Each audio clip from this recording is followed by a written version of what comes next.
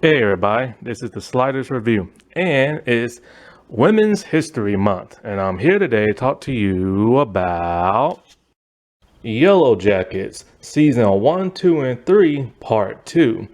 So since my video got a little long, this is Part 2. So let's start off with the background characters. They do nothing, absolutely nothing. I truly believe in between season 2 and 3, they were the ones that got eaten. We know there are grave sites. There could be empty grave sites, but like still, I think they was eaten between season 2 and 3. Now let's move on. Jen, she does nothing but hang around Melissa. Melissa wasn't really shown until like season 3, but Jen has been there since like the beginning. But she doesn't do nothing and she rarely says anything. She got recast after 16 episodes. And like I said before, they said that the actress unfollowed, Yellow Jackets. I mean, it's got to be very disappointing to be an up and coming, actress, especially one of that of color, to book a show and the show becomes so popular that like tons of people talk about it, and it has 3 seasons, only for you to do absolutely nothing in the show and then get recast halfway through. Kristen, who goes by Crystal. So her real name is Kristen, but everybody else calls her Crystal, and she just doesn't correct people. So that tells you about her personality. The only person we see her be friends with is Misty in season 2.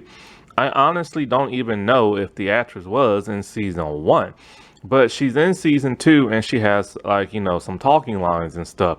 She becomes best friends with Misty, which also once again tells you about her personality because nobody really likes Misty. And so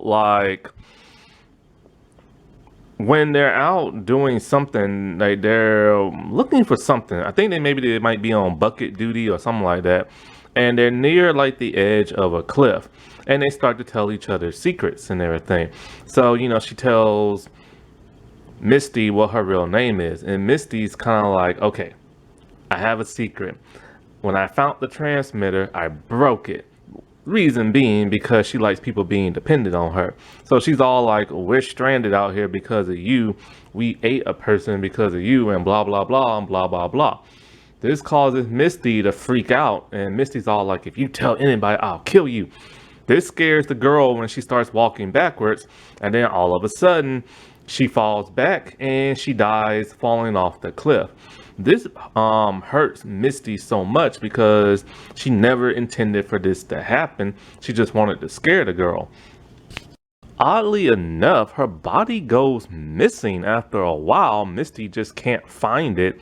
When she goes back, I think maybe an hour or a day later. So most likely some animal ate her or dragged her off, or maybe I doubt she's alive, but what if she is and found a cave and plotting revenge? Who the heck knows, but most likely she's probably dead. Jessica Roberts. So she's a reporter that Thaisa hired to investigate the survivors of the crash, because when she started running for office and everything, she wanted to make sure there was nothing that could tie back to her that could endanger her run and everything. So she hired her. She's a minor character. She's mostly a supporting character for Misty, however, because Misty kidnaps her. Misty assumes she is the one who is blackmailing them, killed Travis and this and that. And so she holds her captive in her home, basically after a struggle here and there, and her threatening to kill the bird. Eventually, Misty does let her go, even though Misty is scared that she might rat her out. So what Misty does is she injects fentanyl into her cigarettes, and as she's driving away, boom, she gets into a crash and she has an overdose that looks just looks like an overdose or a heart attack or something like that. This is the person that Walter framed the cop for the murder of Jessica and everything, so Misty wouldn't go to jail. Simone is Ty's wife and co-parent to their child. So the child is really freaky in like season one. Like you start to think that maybe, just maybe, Sammy has some type of supernatural ability or he's possessed by a demon or something like that. But it's never ever revealed. So, because once again, this is just hallucinations of Ty. But the boy does act pretty freaky. But anyway, Simone, now she's played by Rika Samara. And she is best known for playing on Van Helsing. I've talked about that show before. Go watch that. She plays Doc on that. Now, what's interesting about this, there are two other Van Helsing stars on this show. And ironically, two of them, the black ones, don't really get that much to do on this show. They're barely there.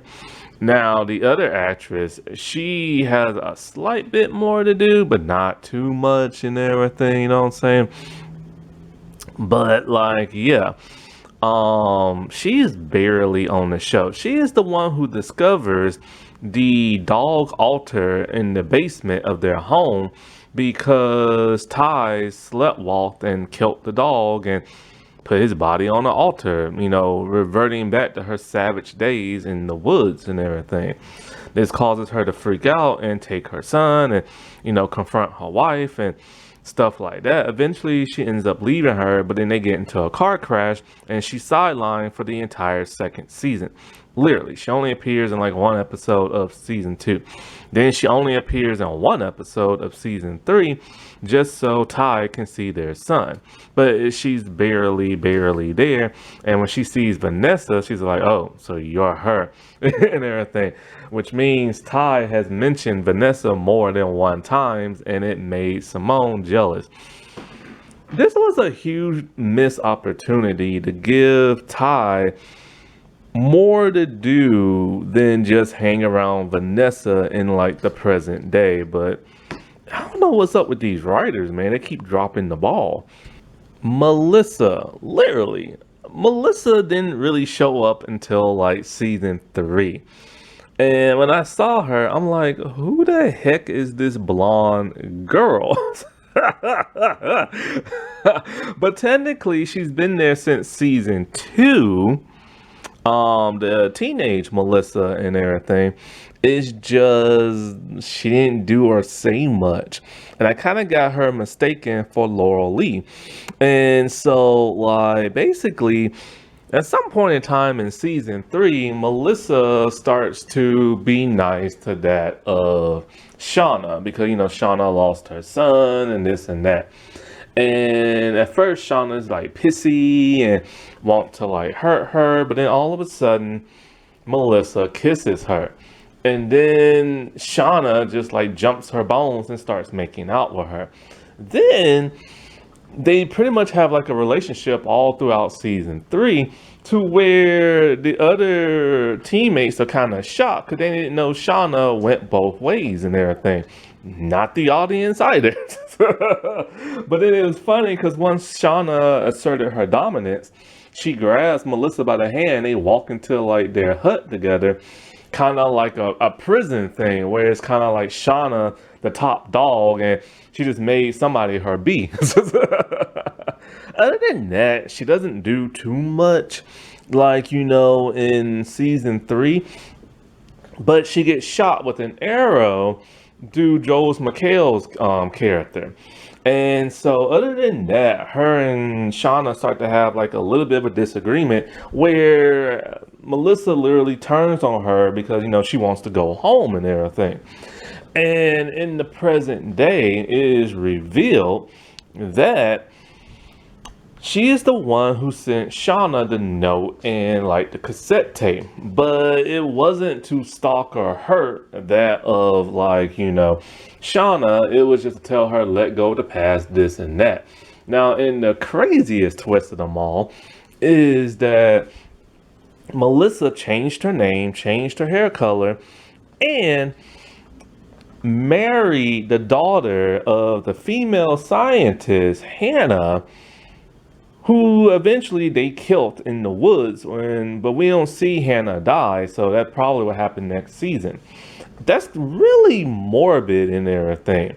And all the characters, when they find this out, they don't understand, why would you marry the daughter of, like, the person we off and everything. And they're at least 6 years apart. And so whatchamacallit, so eventually Shauna's not believing this crap and believes, Melissa's out to hurt her family and this and that, because she pretty much used Shauna as kind of like an experiment back in the day to, like, make out with her and stuff like that, apparently, because she said she was never into her like that. So they fight, like I said before, Shauna bites a chunk of her arm off and forces her to eat it. Then when she escapes, the girls bring her back to the place, and then eventually she's tied up, and then she escapes. And then she murders Vanessa in cold blood after Vanessa saved her life. Talking about, like, we must give tribute to, like, the wilderness or something like that. And it's like, hold up. So she still believes in that crap? I thought she didn't. Like, this was just a weird swing, and in my opinion, it's a miss. But yeah, in the present day, after they got rescued, she faked her death and everything. Because she didn't want nothing to do with none of the other teammates, especially that of Shauna, because Shauna just went nuts in, like, season 3. Lisa, played by trans actress Nicole Maines. She was Dreamer in Supergirl. That's around the time I had been stopped watching Supergirl. So I never really saw her on the show except for, like, the crossover. I had no idea this was her. And so basically she is, like, slightly mentally ill, I guess you could say. I mean, she follows the Church of Lottie and everything in that cult. And so she's nice towards Natalie at first until Natalie stabbed her with a fork trying to escape. But she forgives Natalie, and Natalie and her head back to her place to where her mom's at. And we see right then and there that her mom reveals, have you stopped taking your medicine? Which she replies she has. So she has some mental illness. All she wants is just, like, her pet goldfish, and her mom won't let her have it because she feels that the fish will die because her daughter just will forget to feed it. It's a weird storyline in season 2. And so you see Nat put the fish in her mouth and spit it in, like, some water and gives it to what's her name. The fish lives and everything. But eventually she is the one who stops the girls from killing Lottie and everything when she rolls up with, like, a shotgun and stuff. Because even though Natalie told her just to leave and be free of this place, you shouldn't be in a cult, she still wants to protect Lottie because people just love Lottie to death. By season 3, I think she has left the cult and she's making deliveries now. Either that or she's making her bee honey delivery. But I think she has left, like, the cult. But she only appears in, like, one episode in, like, season 3. Adam is this random art guy who gets fender bendered by that of Shauna when she wasn't paying attention to the road. There's a lot of car accidents in season 1 and a couple in season 2. It's just a recurring theme. And so he's just nice to her. Like, they exchange information and insurances and stuff like that. And he helps get her car fixed. They strike up a romantic relationship, and he really does care for her, basically falling in love with her at first sight and everything. They accidentally meet, like, her kid at the club, and he's just all in for that of Shauna. And he makes Shauna feel happy and young and needed and stuff like that. They do daring things. They strip down and jump off, like, a bridge into, like, the water. And this is during a time when she's feeling, like, alone and neglected from her husband because she thinks her husband is cheating on her. But he's not. And so, like, when she starts to get blackmailed, she starts to assume because of her daughter that Adam might be the person blackmailing them. Because, her daughter decided to look this dude up on the internet and he has no social media. So this starts to make Shauna paranoid. This is like around the first time we start to see her paranoia go into full effect to where she's overly aggressive. So she questions him and everything. And with like a knife, or did she have a gun at that time? I can't remember. I think it was a knife. Yeah, that's right. She went to his place, grabbed a knife. He keeps telling her, look, I don't know what the world you're talking about, blah, blah, blah. And another reason why she came to this conclusion, because whoever was blackmailing them, they hit him with a bag of glitter. So they knew they could find a guy with glitter that could be him, but it's a big city, so how are you gonna find that? So of course, later on that night, he shows up for like, to be with her, and they do it, and he's in her place, and he hides in the closet from her husband. When she goes to her closet, she sees glitter, and she sees her diary is missing from her safe. So when she confronts him and she pulls a knife, she will not believe anything he says. And she ends up stabbing him and killing him and everything, only to find out he's 100% innocent. So then they have to get rid of his body. So Misty and the girls, they help, and Misty tells her, gives her like a turkey cutter or something like that. And she literally just cuts up her boyfriend's body and everything, and they remove his head, his feet, and like his hands, and Misty gets rid of that when this older lady at the nursing home dies and getting cremated, so she just stuffs like those parts in there. But eventually the cops do find his body buried in like the park, and it's like, I can't believe this character died. Like, he is like one of the most innocent people on the show. Well, other than having an affair with a married woman. And it's just kind of like, he just died just like that. Now, the actor I recognize from Once Upon a Time in Wonderland as the genie. Kevin and Matt. Kevin's on the left and Matt's on the right. Now, Kevin is the old friend and best friend of that of Natalie before like the plane crash. They used to get drunk and high and stuff like that together. They was like two little goth, like, alternative kids and stuff. Eventually he becomes a cop and he strikes up a relationship with her in season 1, but that all goes sour when she steals his gun to go after the blackmailer, fires off a round, and he's all like, look, I can lose my job when they do ballistics, where's the bullet, blah blah blah. So he is the one investigating the murder of Adam, and so is Matt. And so they start to suspect that Shauna might be involved because like of the car crash they got into, and then the relationship that they had. Anyways, Shauna's trying her best to like pretend like she doesn't know him and all this and that, but these cops are way too good. They start to find out evidence that links Shauna to them, especially since like Matt decided to go undercover to date Callie, who is Shauna's teenage daughter, because she likes, I guess, older guys and stuff like that, and she snuck into like bars and clubs to drink and stuff like that. Kevin is not happy that Matt is doing this, but they still decide to do it anyway because they need to find evidence of who killed Adam and stuff. But eventually, Callie ratted her mom out slightly by saying her mom had an affair with like Adam and stuff. So this causes Shauna to fake an affair with some other guy, but they find lotion in the condom and not man juice. So they need just a slight bit more evidence to link what's her name to the murder. So they follow the girls and the family members to like the cult.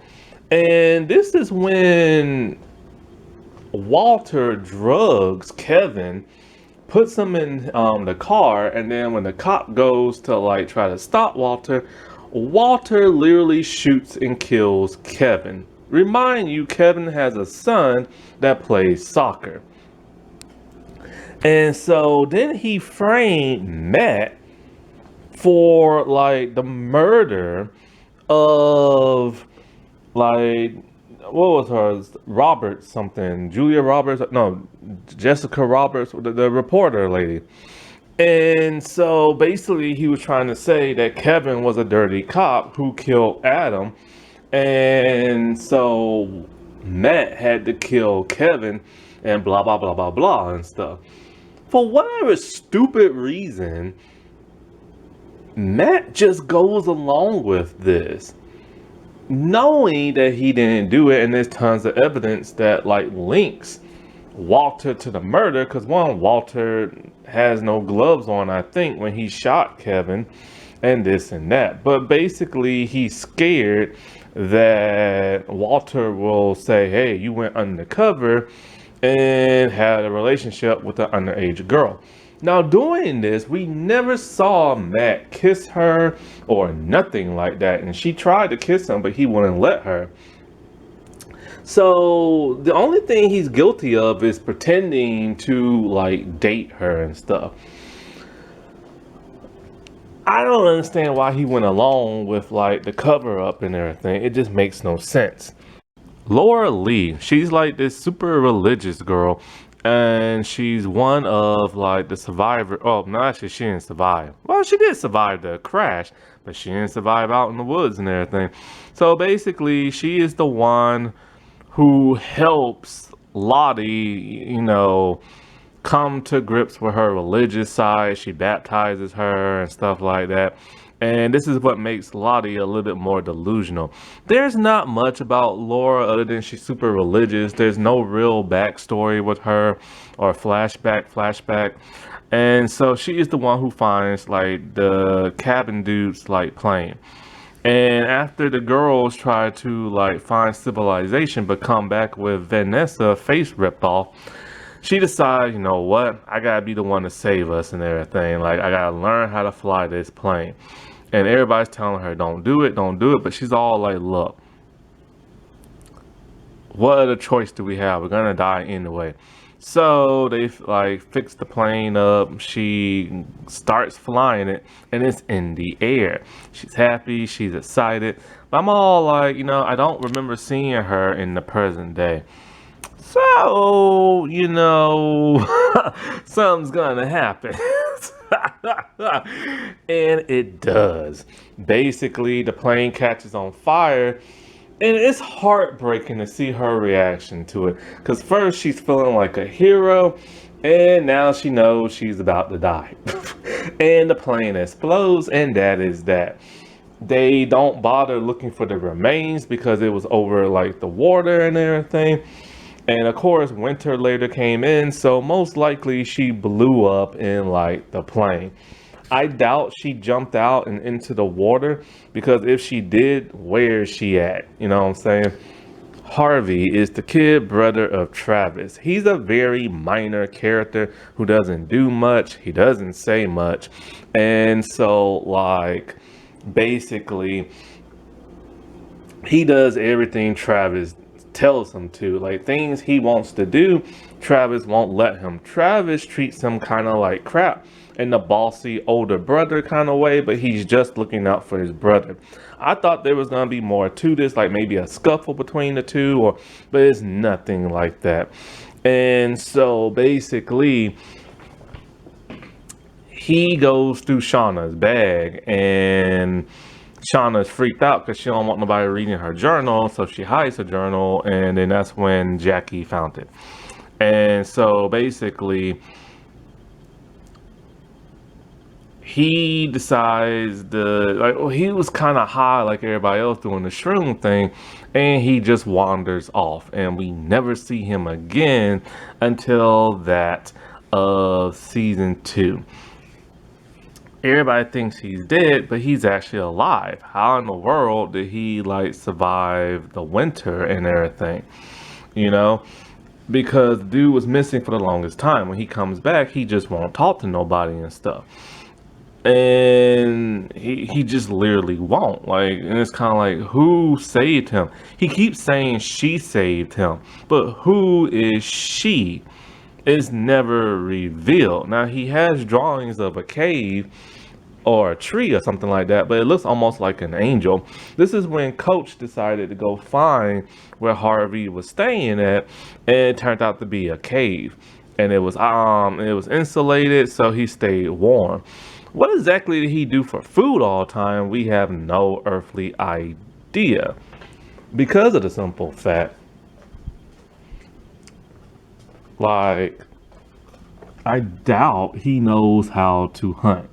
And not only that, but like, it was the winter, so there was barely any animals out there. And we know he was stealing food from the girls, but they didn't realize until much later. And so it does make me wonder if there was indeed a female out in the woods helping him out, or was it Ty sleepwalking? Who knows, you know? But anyways, he met his demise and everything when they had to go hunt down Natalie. And so he tried to save her, but when they was walking over the frozen lake, he fell in, froze, and they ate him. And Travis ate his own brother. Gross. Mari, she's barely in the show. She has a little to say here and do. She says a bunch more in season 3, only because it's revealed she is Pit Girl. She's the sarcastic one of the group. She's always putting Misty on bucket duty, even though it's not her time. But like I said before, like season 1 and 2, I barely knew she was in the show. Then comes season 3, she's just wandering around and like she falls in a pit, which was set up by Coach. And so she dislocates like her knee. And he helps her out of it, like with a rope and everything. He tells her how to put her knee back in place. Then after he pretty much like ties her up and like blindfolds her, he sticks her in the cave because he doesn't want her going back to the girls and like telling them, you know, he's alive, because he wants nothing to do with them after they ate like Shauna and stuff. Not Shauna, but Jackie. And so she's freaked out, but he feeds her chocolate, milk, and or no, cocoa and everything. And so you think maybe, just maybe, she would like understand he's telling the truth and be nice to him and stuff like that, right? But eventually she tries to escape with bear mace or whatever, and she sprays him in the face with it. He grabs it, sprays her in the face. It's a hilarious time. But he washes it out of her face and her eyes and everything. Eventually he does let her go. And she is going to keep his secret until she's a terrible liar. So the girls know she's lying, and they go and they find Coach Ben. And after that, she doesn't really feel sorry that, like, you know, he got captured by the girls, put on trial, and eventually, you know, tried to starve himself and die. This is Natalie Natalie and Misty that's having sympathy for him and helping him out. But it would have been a nice, like, change if it was her, because, you know, she's so sarcastic and rude to people and rude to Misty that she needed some type of redemption, you know what I'm saying? But eventually she is picked to like go and get hunted down. And so as she's running, all of a sudden she starts taking off her clothes, and it's like, why? And it's like, oh, that's right. They're trying to recreate the scene from season 1. So she takes off her clothes and puts it like on a bush, hoping it would trick them. And it does for a short time. But like eventually she re-falls into the pit. This time, however, it has spikes in it, because for whatever reason Travis decided to put spikes in it. And so like I'm all like, I get how she didn't remember where the pit was, because she went there and like spring or summer or fall. And then all of a sudden, it's now winter. So, all that snow, she just couldn't tell. So she fell in the pit for a second time, died, got strung up naked, and they ate her body. Jackie. Now, I recognize this actress. I'm surprised she's playing a teenager, and my God, she does look like an actual teenager. Ella Purnell plays Jackie, and she's in the show Sweet Pea, and I swear to God, she looks like a teenager in this. This is my first time ever hearing her with a fake American accent, because she's British and everything. So she's like the captain of the yellowjackets and everything. And she got accepted into like this university. And she wants Shauna to go with her. Shauna is her best friend. Shauna is very, very jealous of Jackie and stuff. Stole her boyfriend, doesn't want to go to college with her, and this and that, right? She's holding all this inside, but wrote it down in her journal. And so after the plane crash, Vanessa was strapped into like the plane, couldn't get out, and the plane setting on fire and everything. And Shauna's trying to get out, but Jack is like, no, we can't save her. We have to leave.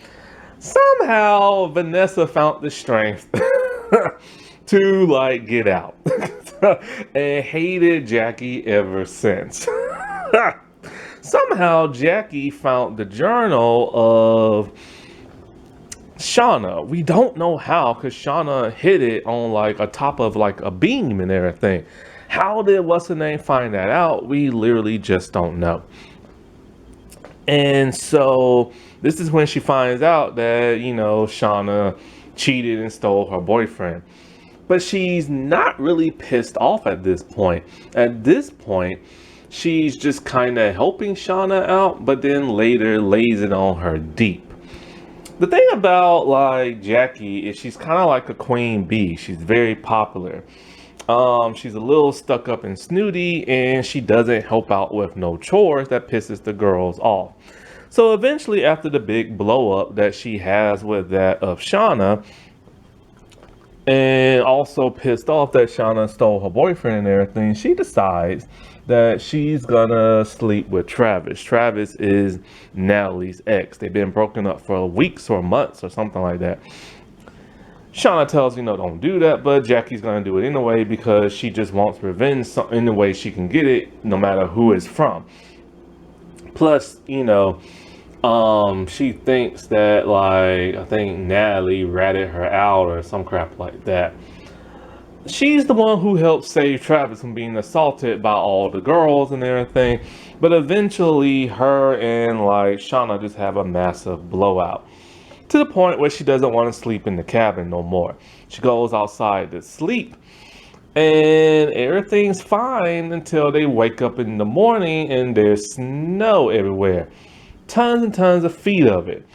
And in a very shocking twist, Jackie dies because she got like buried by the snow as she was asleep and froze to death. This was just, oh my God, shocking. Like crap.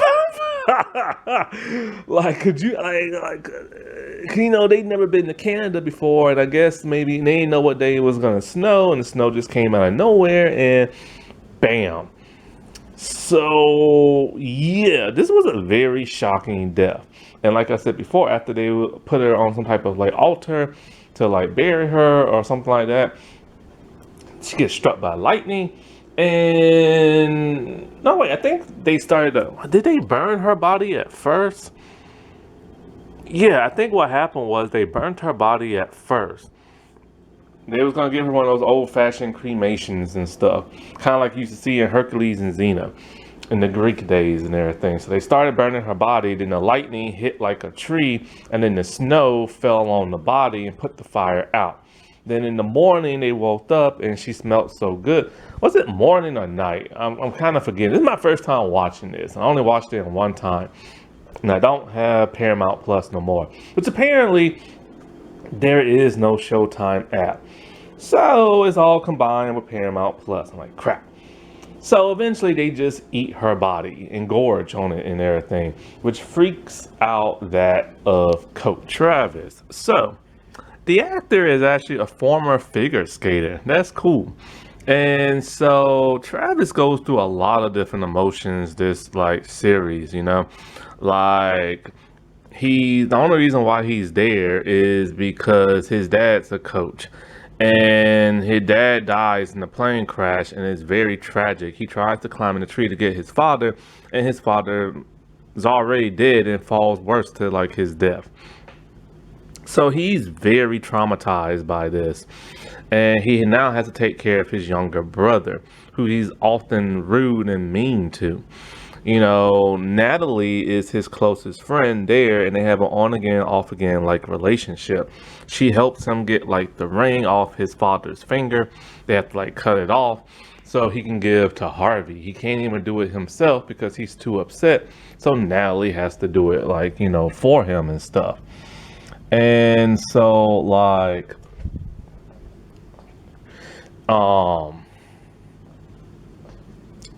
what is it? So, like, eventually, he starts off as a very rude and very mean character, like the macho man type, like, person who thinks he's better than, like, the females. Him and Natalie have to go, like, hunting together because only those two knows how, like, to use, like, a rifle. But, like, they have to, like, first train how to use it.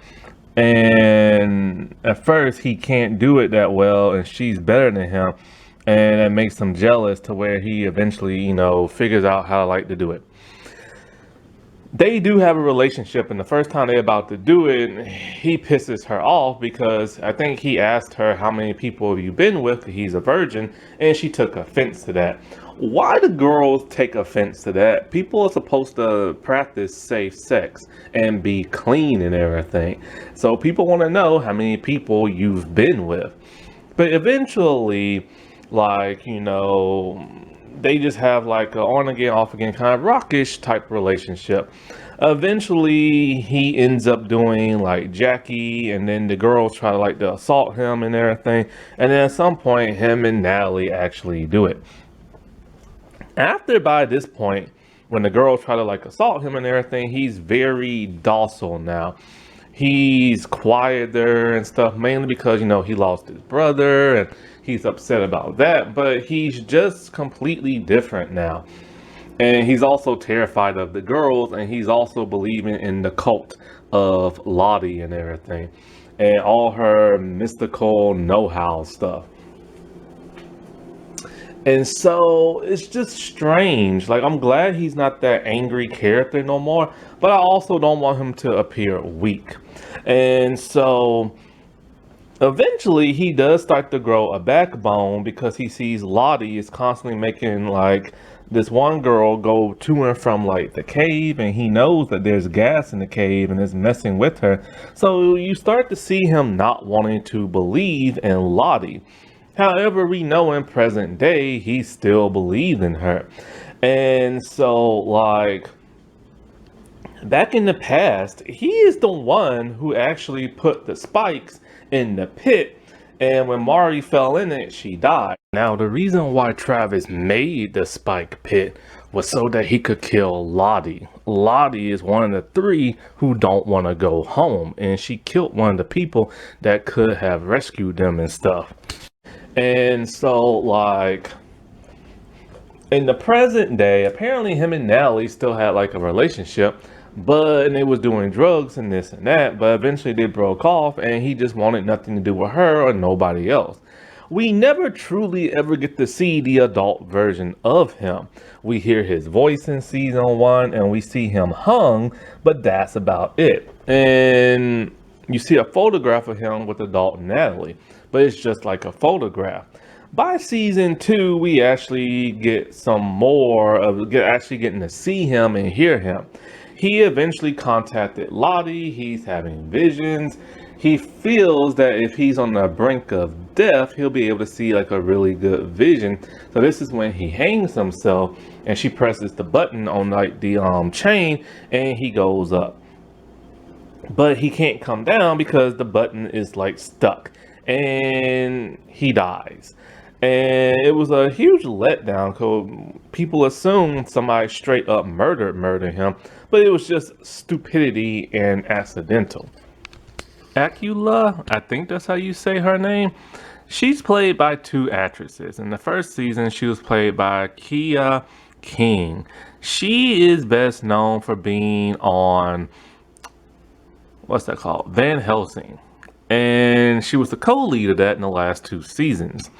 And so when I saw her on this show, I'm like, oh, okay. But then I'm all like, wow, they're really not having her do much. Why is that? Like, she's just in the background and she doesn't really say much.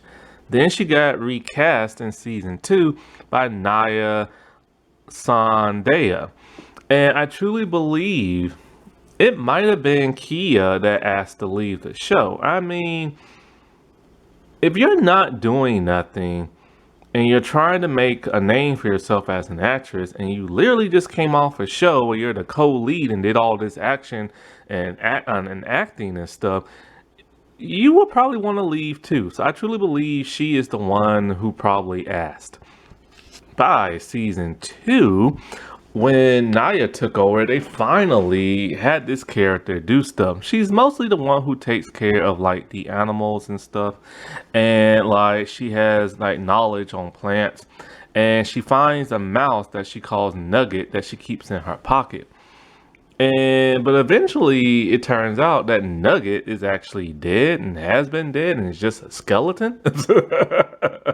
But she's hallucinating. She's probably like the second person who sees visions more than like Lottie. And so later on, we start to see like her visions take place. They're very vivid. And Lottie, of course, loves this and everything. So her visions are stronger in the cave, and that's where Lottie wants her to go. But Travis is not cool with that. She keeps seeing like, things that actually come true. Like she said that Ben will be the bridge that takes them home. And so this is what causes the girls to want to like save him and everything after they wanted to kill him. And this kind of is true because once they killed Ben, they made up so much noise during their feast of howling and everything to where the scientists found them and stuff. And so basically she's just the one who takes care of like the animals. Then she had a vision that all the animals were dead and crap like that. But then I think she also is one of the people who tricked Shauna into them going on another hunt. Because all the animals, I think she had to like, I forget what it is. She might have had to kill them just so they can go to like a new food source or whatever. But like, she does eventually have somewhat more to do in the following seasons. We have no idea if she's a survivor in the present day or not, because we haven't seen her or no mention of her or anything like that. Callie. So Callie is played by Sarah Desjardins, and she plays a teenager on the show, but she's actually in her 30s, I think. She's the other actress from Van Helsing, but I don't really remember her because she was only in it very, very briefly and stuff. She's also been like in Riverdale and stuff. But yeah, she's like 31 years old, but you truly believe she's like a teenager. Now she is going to be in the new Tron, like Ares movie and stuff. She is the rebellious teenage daughter of that Shauna. She sneaks into clubs and bars. She gets drunk. She is the one that finds out her mom is having an affair. She wants to know more about her mom's life in the past when she was trapped in the woods, but her mom will not tell her anything. It turns out her mom just cannot stand her to like, period. Like, doesn't even like her own daughter. Now, she doesn't even know she used to have a brother who died at childbirth and everything. Because, we knew Shauna was pregnant, but the math did not add up to when, like, the age of Callie and everything. And also, the baby turned out to be a boy and Callie is a girl. So it made me wonder if the son survived and they probably put him up for adoption and maybe he's the one blackmailing them and nothing like that. But no, we find out her brother like died. Anyways, eventually her and her mom just can never get along, and because her mom keeps hiding secrets from her, and plus she doesn't like the idea of her dad being cheated on. But then when the dad finds out and he's okay for it for whatever reasons, this pisses her off even more. That causes her to start dating an older man, but turns out to be an undercover cop. You assume, because she found out that her parents burnt the driver's license of Adam, you assume that she's gonna rat her parents out, because eventually she almost does, but she decides to like save them and everything, which is odd because she really can't stand her mom that much. So, and she even tries to blackmail her mom, talking about let me drink and I won't rat you out to like the cops or something like that. But of course, Shauna is very intimidating and everything and puts that to rest right then and there. And so she even lies to like the cops about like the affair and stuff, and talking about how like she saw like the balls of like your undercover cop and this and that. It is kind of odd because you don't expect her to try to help her mom out, especially the rough time they went through in the first 2 seasons and stuff. In the third season, it is revealed that she is the one who killed Lottie and everything. And also girls were like bullying her at school. Now, the whole Lottie thing is interesting because remember, she shot Lottie in the shoulder in season 2 because Lottie and the other girl were going to kill her mom. And so she actually drugs Misty when Misty's supposed to babysit her because Lottie's over there, and she starts asking Lottie a bunch of questions her mom will not answer for. She is the one who found the cassette tape. She's the one who heard about what happened to Coach Ben. She knows her mom is a very dangerous person. And she's getting to the point of being scared of her mom. But then when Lottie's all like, you're just like your mother and everything, you have that rage in you and blah, blah, blah. This is what causes her to push Lottie over the stairs. And after that, she just goes about her business, doesn't freak out about, well, she freaks out when she pushed her, but she goes about her business and everything. And it's just kind of like, she kept that a secret for so long and she acted so normal. After a while, her and her dad have way too many scenes together in season 3 where it's kind of like the family should have been written out at the end of season 2. But eventually Misty finds out that it was Callie, confronted her about it. Callie told her dad, and her dad's just kind of like, you know what, your mom has put us through too much. It's time for us to leave. And they canceled their sale plan and they pack up their stuff and they just leave. Jeff, played by Warren Cole. Still, it's funny how he was both in the wilds and in this show. He is Shauna's goofy husband. It turns out she assumed he was cheating on her when she saw him at a hotel with this blonde woman that they go to book club with.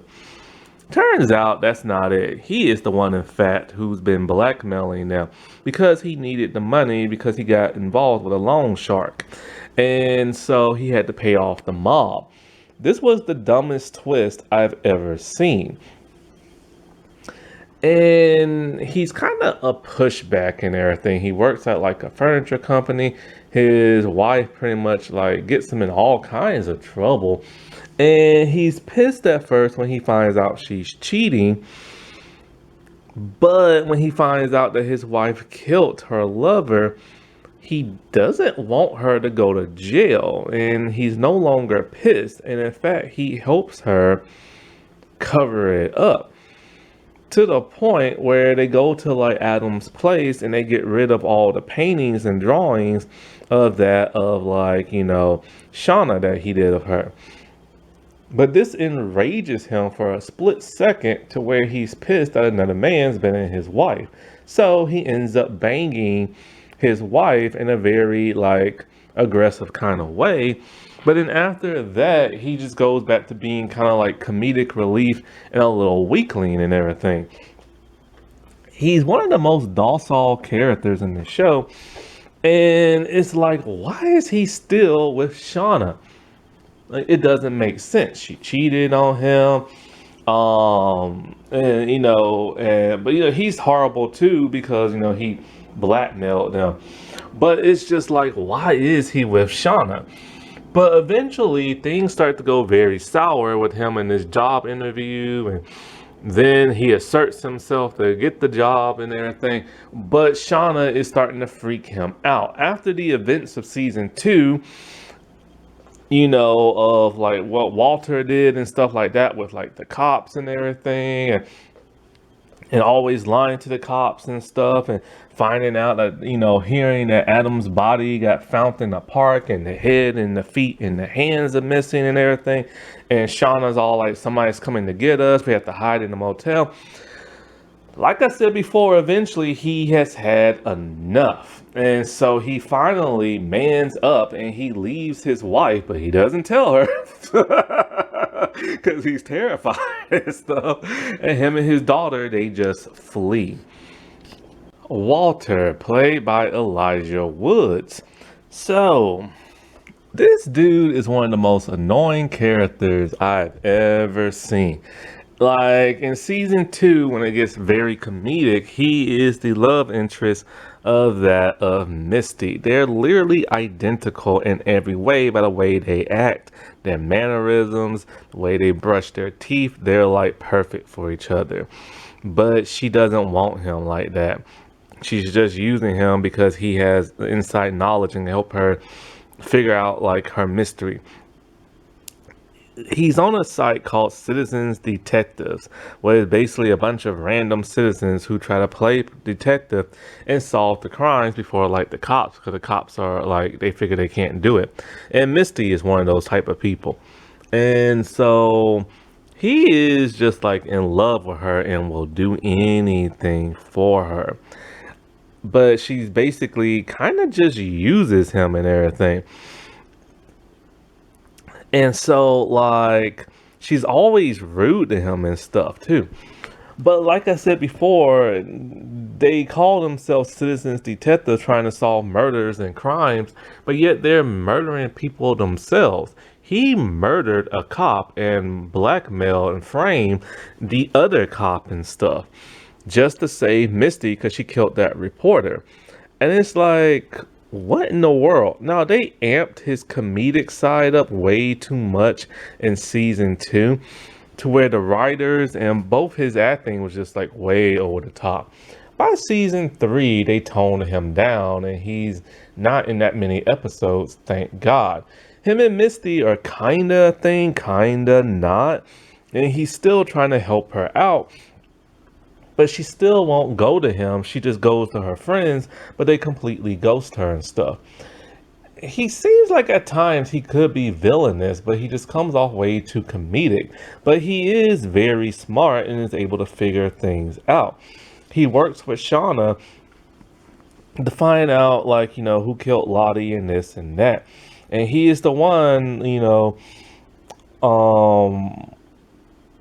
who just will, like I said before, do anything for like Misty. He cloned Lottie's phone. That's how she found out that it was Callie and everything. But like, he also is the one who's been spying on Ty and Misty when they said they're gonna kill Shauna. What he's gonna do with this information, we have no idea. Vanessa, also known as Van. So as the adult, she's played by Lauren Ambrose. I remember her from a movie with Jennifer Love Hewitt and Seth Green. I forget the name of the movie. Now, the teenage version is played by Liv Hewson, and they're the non-binary character celebrity and stuff. That's the name, Liv. And so like she's part of the main cast, but she's really more of a supporting character to Ty. She doesn't have no real backstory. There's no real flashback of her, but like she's just Ty's girlfriend and her moral support. She clings to Ty. Like if you see Ty, you always see like Vanessa. And that's really her main goal in the show, is just to be there with like Ty. She loves Ty to death. And they're one of the better couples in their teenage years and stuff. Um but they have to keep their relationship hidden even from like the rest of the girls, because this is the late 90s and stuff. Even though people were starting to come out a little bit more then, it wasn't as much as it was in the 2000s. So they're always sneaking off and like doing it and stuff like that. Now, if you notice something, in season 1 there's actual nudity and you see both girls topless. But by season 3, when they start doing it again, you start to see Ty take off Vanessa's shirt, only for Vanessa to stop her and get more aggressive for her in a flirty kind of way. This is because Liv has actually, when they came out as non-binary, they had surgery to remove their breasts. So yeah, it would have, like, viewers would probably all like, where the boobs go? If the shirt would have come off. Since season 1, there has been no more nudity. Vanessa is one of the more nicer characters. I like her, you know what I'm saying? But she believes too much in what Lottie says, because a lot of Lottie's visions come true. This causes her to be one of the first of 2 disciples of like Church of Lottie and everything, back in like the flashback Wood era and stuff that we see at the end of season 1.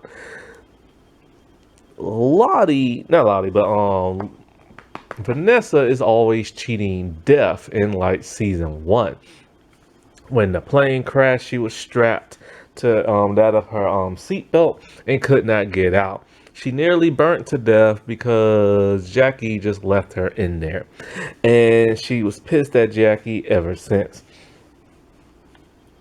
She is the one who starts to realize that Ty is sleepwalking and has some type of split type personality. And she tries her best to help that of Ty by tying Ty's like wrist or foot to like hers and sleeping next to her at night to make sure she won't go nowhere. But Ty still ends up slipping out the knots and like getting away from her, only for her to wake up and try to find her.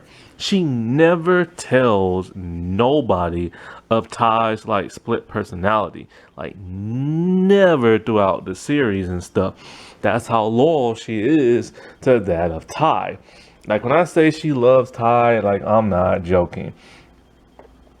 She even goes with Ty when Ty decides to find a way out of there. And she is the one who gets her face mangled by that of a wolf. I'm like, oh no, she's dead. So they start to cremate her body, old Greek style and everything, only for her to still be alive, and they had to get her out. And she's all like, really? Fire? Like the second time she's almost been burnt alive and everything.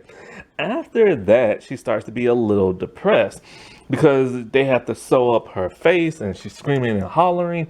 And it left her with like 2 or 3 huge scars on her face, but not bad, you know what I'm saying? But after that, she doesn't want nobody to look at her with her scars. So Ty makes like half like, face mask for both of them. And they start eventually having a good time, but then she later finds the confidence off screen to like walk around and show people her face. And so pretty much just like in the flashback type stuff, she doesn't really do a whole lot other than just cling to that of Ty. It is revealed in season 3 that she's a no, was it season three or season two? Season two, yeah. Somewhere in season two, it's revealed halfway in there that she is alive and she runs a store in Ohio and she hasn't spoken to Ty in like forever. Somehow Ty just eventually just wandered off, hitchhiked, and found her and stuff. So of course, this is making Vanessa believe, oh, in the Church of Lottie again, you know. And Michelle Krieber actually has a cameo inside the store. And so the store is very much an old-fashioned 90s type store with 90s type technology and a lot of LGBT like theme like movies and stuff like that. But when she meets that of like Ty, she does not want to start up her relationship. She still remembers how Ty used to be. Ty is married and everything, but eventually they do start up their relationship. But the problem is she still believes in the Church of Lottie.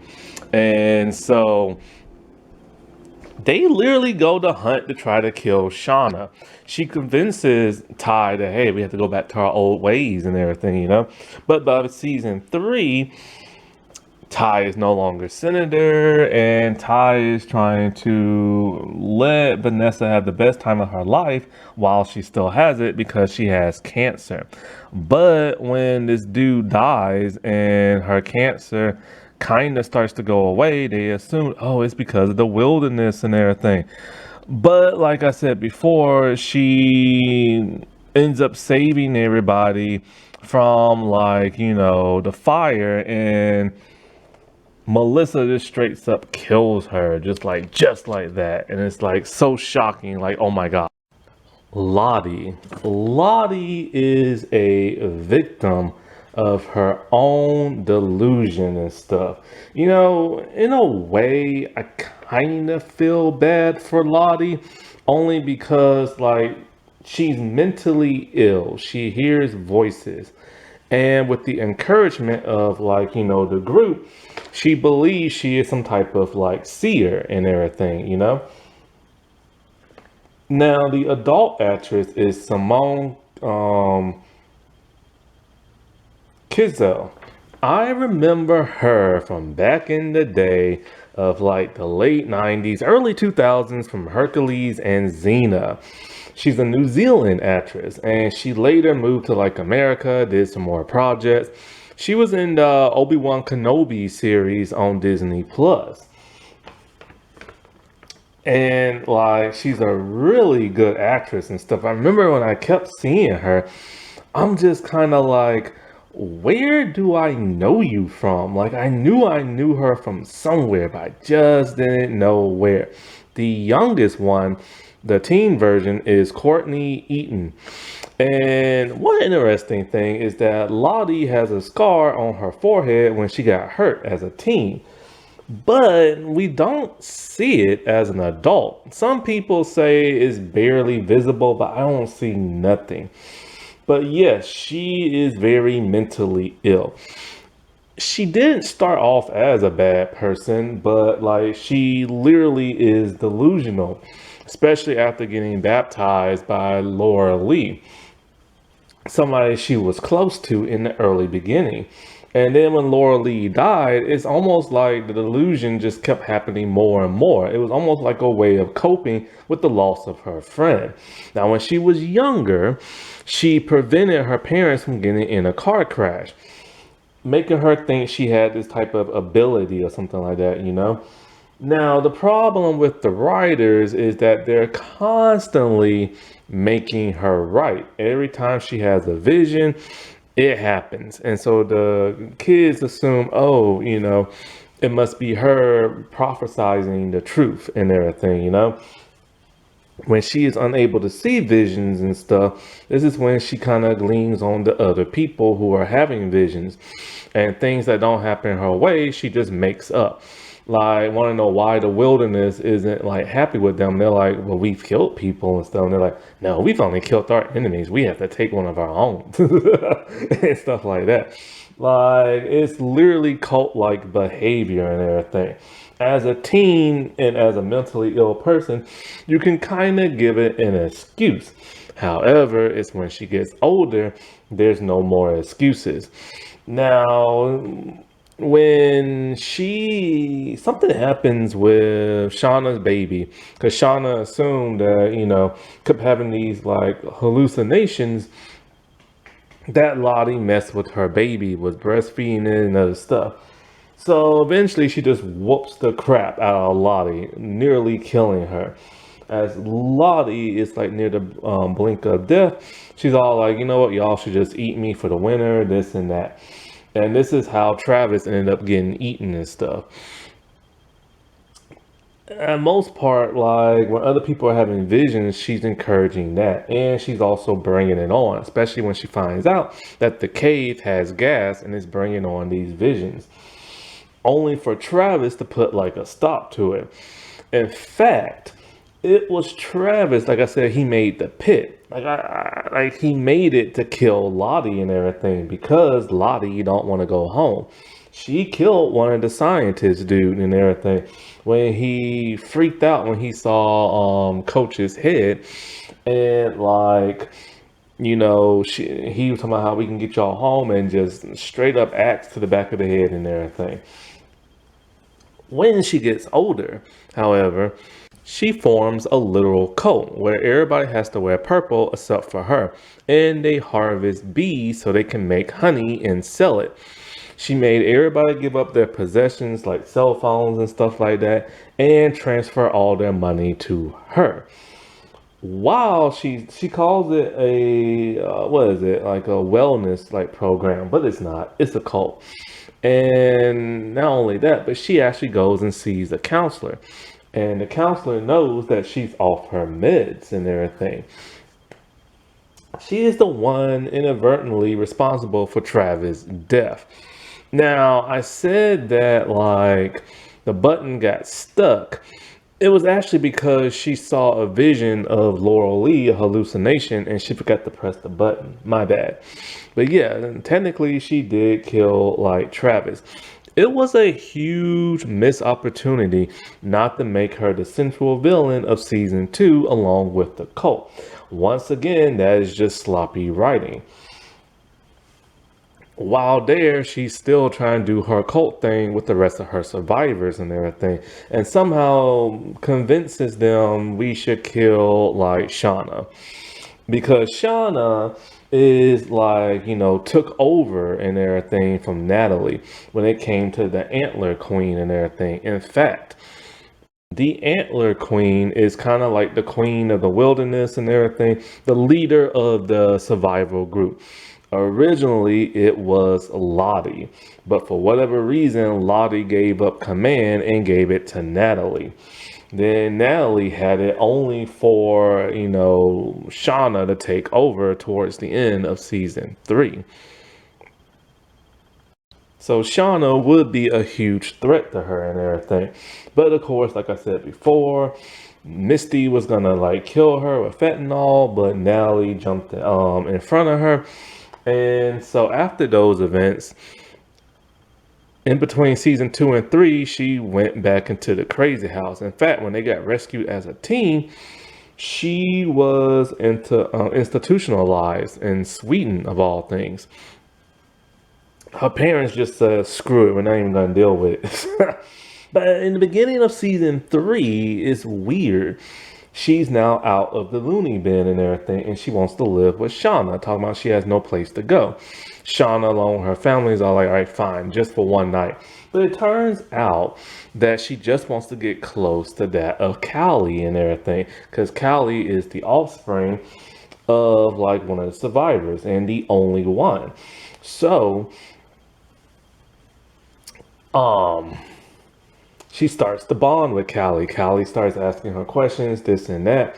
And she starts like having fun with Callie, like going to the mall, shoplifting, trying to like get on her side in a grooming kind of way. She's still having hallucinations, and she went back to her father's apartment. He's really rich, and we still don't know why she just didn't go live with him. But like I said before, she was trying to get to Callie. So she told Callie basically, you're just like your mom and blah blah blah and evil and all this other stuff, and she pushed her and she died just like that. I was hoping that whoever killed her would be something bigger than just like Callie. I mean, I figured it was Callie, but I was hoping it would be something more mysterious and grand. But once again, the writers let us down. Hannah is the scientist that's supposed to study frogs along with her colleague and a person who can survive like the woods and everything, played by Joel McHale. They come in very, very, very late in the third season. Basically, they're recording the audio of the frogs as the frogs are banging each other, and they overhear the girls howling and everything. They're shocked to find a group of girls out in the woods, but her colleague is even shocked to find a severed head on an altar stand. So as he's freaking out, but like, yo, we can get y'all out. Next thing you know, Lottie like axes him from behind, and the other two run off only to get captured.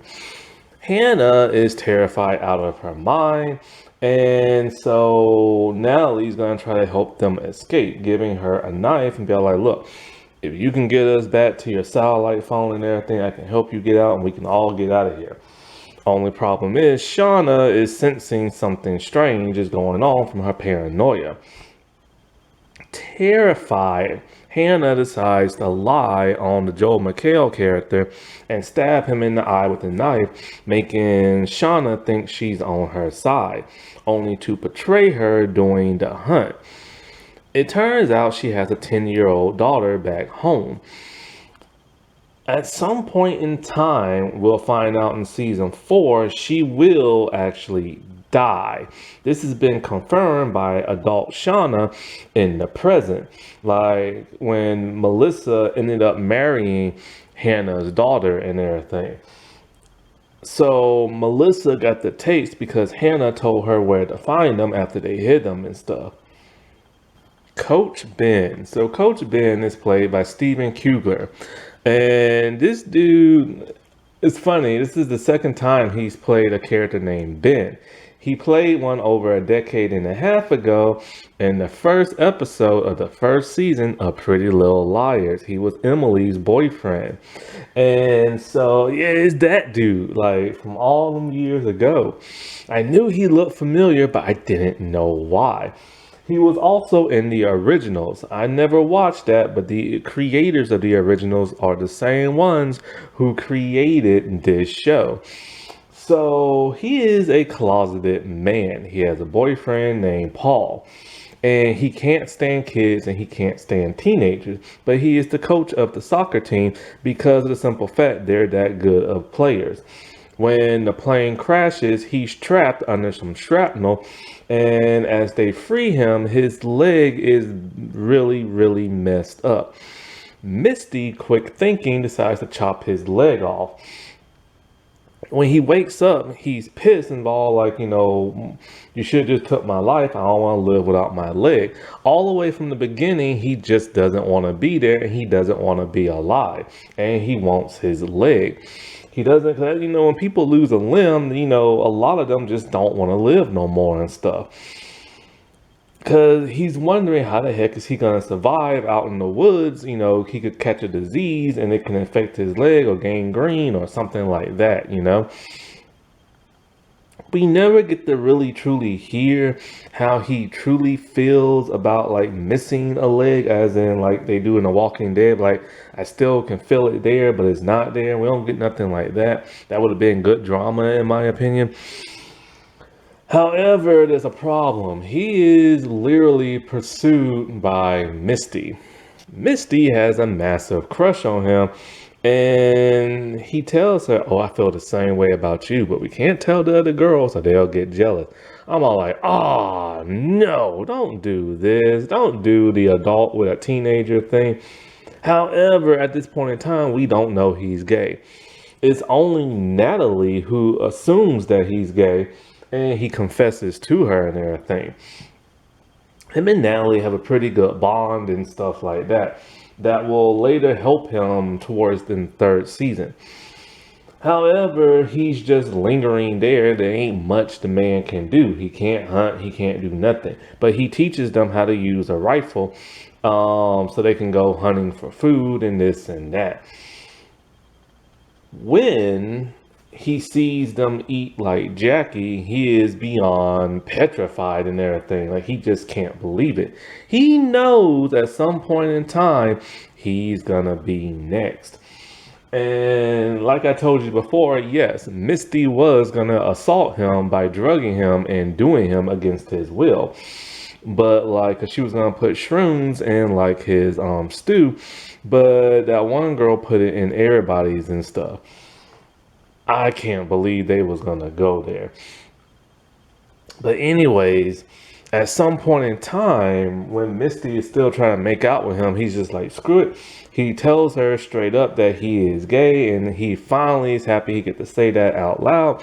And it's a funny line when he's all like, take that, mother, or he's like, mother, I'm gay, or something like that. You gotta remember, this is the late 90s and everything. And so, like, after they straight up eat like what's her name and all this other crap, like I told you before, like in the whole Shauna's birth, like he taught them sex ed, but all he did was put the VHS in the VCR and press play. He didn't know how to deliver a baby, and he completely abandoned Shauna. So after that, he hightails it and everything, and he found the cave that Harvey found. And so he's been surviving since between season 2 and season 3, hunting for like smaller animals, this and that. And then he found the bunker, and he had a bunch of food in the bunker from that dude who used to live in the cabin. And so he took it back to his cave, and later, like I said before, he found Mari. After she rats him out, he's taken by the girls, but yet they don't take the food in the bunker for some bizarre reason. Then comes all the bad stuff. They literally put him on trial because Ty believes he burnt down the cabin, and Shauna is just pissed that he didn't deliver her baby. And the whole trial thing is one of the most disturbing things ever. Misty's pissed at him because she thinks that, he tried to kill them, but he didn't. But she agrees to be like his lawyer. What's her name? What's her name? Natalie. She suspected at some point he was still alive and everything, and just never told nobody. Just kept lying, talking about he has to be dead. So she has to be the judge. And Misty's doing a pretty good job of defending him.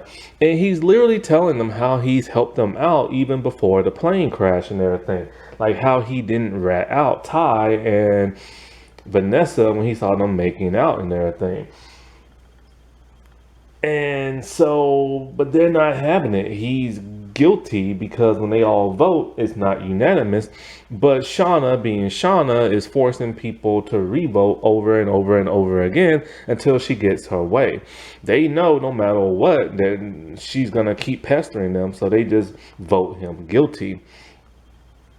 And it's at the point where Ty is going to do the execution and everything with the rifle. But she's having second thoughts. And they're all like, put the blindfold on. He's like, no, I want each and every one of y'all to look me in the eye as y'all are about to kill me and everything. And so Ty is just not really wanting to do it, but her little split personality is starting to take over. And as soon as that split personality takes over, she's about to pull the trigger, only for Aculera, I think her name is. Aaliyah or something, Aculera, I don't know what her name is, stops them because she's all like, I had a vision, and like he's the bridge to getting us home. So now they need him to get them back to civilization. Only for him to be like, screw y'all tried to kill me, I'm gonna go on a hunger strike. And he does for a full week, nearly dying. Only for Misty to save him by force feeding him with a tube. But the man can't take it no more. Like out. He's just like completely out of it. He doesn't want to be force fed. He just wants to die and everything. So Natalie, one of the closest people to him, next to that of Travis originally, until Travis later turned on him and voted him to die and everything. Um, she takes him out in the middle of the night.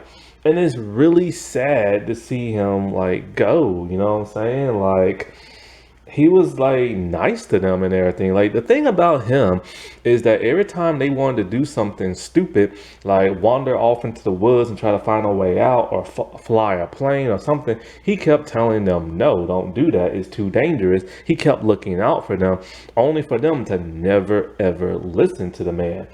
And so, what do they do after that? They force Natalie to skin him and then they eat him.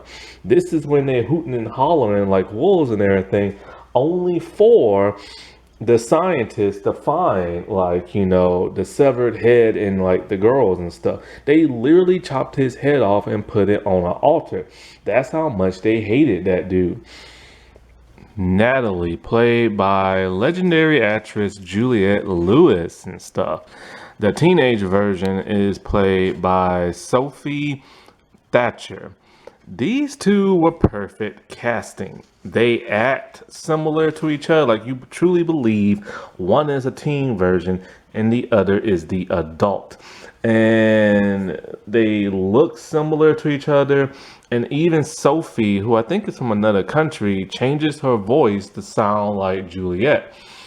Now, Juliet has truly been typecast to playing these kind of like moody, rude, blunt, mean type characters. It's something she's been doing for like many, many years and stuff. And I hate when people get typecast, but it's great to see she gets work and everything. Now, Natalie is kind of like the grunge rocker, slightly goth kind of girl. She hangs out with other goths and everything. They smoke, they drink. She is the true outcast. She doesn't fit in with like the rest of society and everything.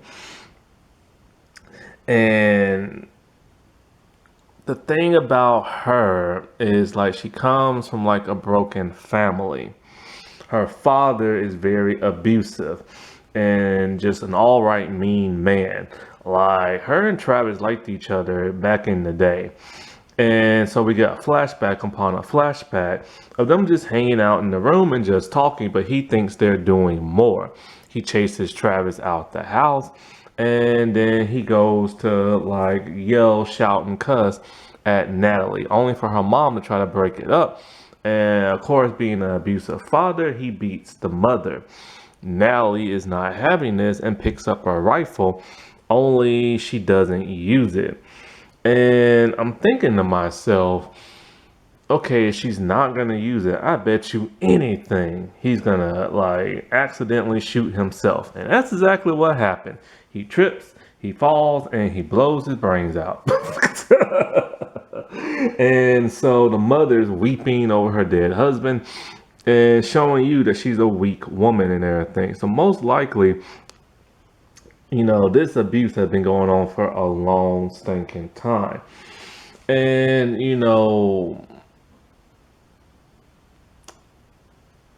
you don't really know what to expect from her. You think she's going to be this ultra mean person because the adult version is very rude and everything. And for the most part, she kind of is. She's edgy and everything, You think she's probably not going to get along with Jackie all that much with the other girls, but for the most part, she does get along with them. She's a little rude and arrogant, but not that much. She's quite nice to be around in her teen years, especially when she starts to fall for Travis and everything. He brings out a softer side in her, which is much needed because she could have been that very arrogant type character you just want off the show, However, she does get like offended, like, cause like the coach gave him condoms and 'cause he doesn't want nobody making no baby out here. And so Travis drops the condom. She's like, "Oh, you want to do it?" And like, "Okay, fine." Like she just goes and like whatever, you know what I'm saying? She gets offended when he asks her how many people she's been with. He's assuming it's been a lot, but she's only been with like two. And so like they don't do it because he's just uncomfortable and he's unable to like perform and stuff like that. They have a weird type of rocky type of understanding type relationship. It's kind of like an on and off type thing. And but when he messes around with like Jackie, they had already been broken up. And for the most part, they don't really do nothing afterwards. She helps prevent him from getting like assaulted and stuff. Something else, I forget what it was, but it's something Jackie spilled the beans and she told him and it pissed him off. Oh, now I remember the dude she slept with before. See, Travis confided in her that this one dude bullied him because he something's wrong with his back, and the dude just bullied him very, very badly. Travis finds out that's the dude she banged, but she had no idea that he used to bully Travis, and so it causes friction in their relationship. And so after this, by the season two teen version, her and Travis are basically no more really. It's just them looking for Harvey.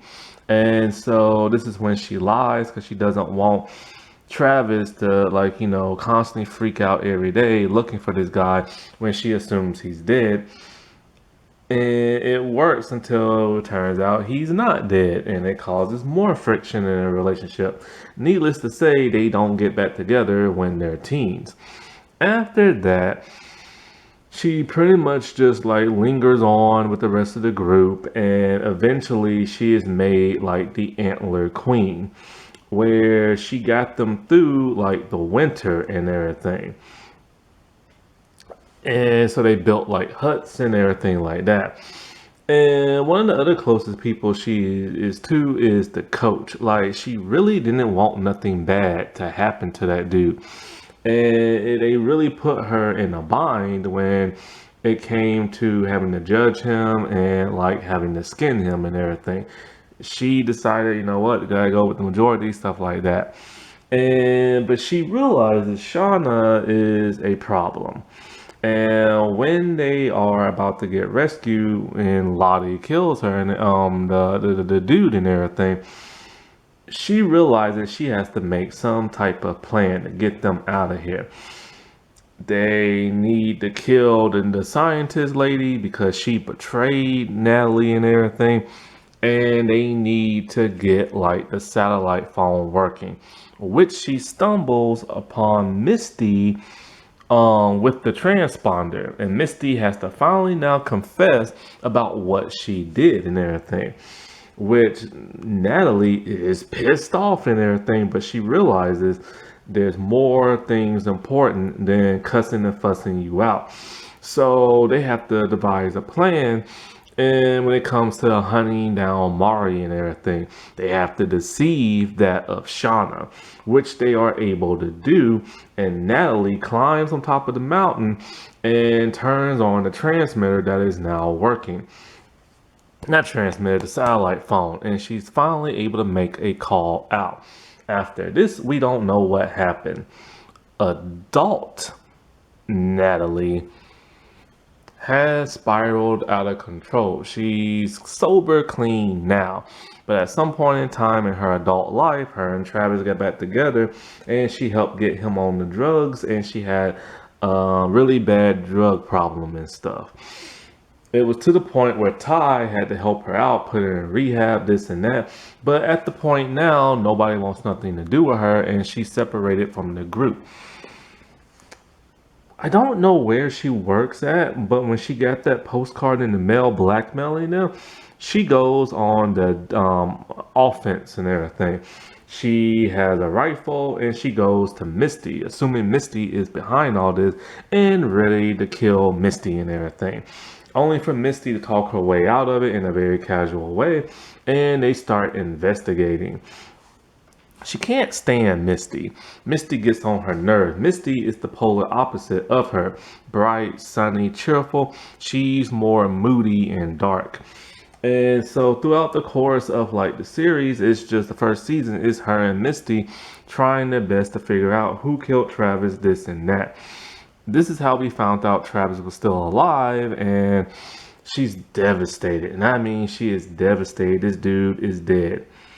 She loved him with all her heart, and I'm assuming they never got back together when they was teens, but later on when they got rescued and stuff. She starts a relationship up with Kevin, the cop dude, only to mess that up. And she does have a heart of gold and everything. It's just it's mucked around by all like her past demons and stuff. Eventually, she has had enough and she tries to get back on drugs, only for Misty to stop her. But she relapsed when she found a little bit of powder underneath the bed. This apparently is what pissed off Juliette Lewis because she assumed her character wasn't going to go down this route because she went through something similar back in the day, I'm assuming with a drug addiction and stuff. And so this is what caused her to be written out at the second season. In a downward spiral and everything, she's about to take her own life.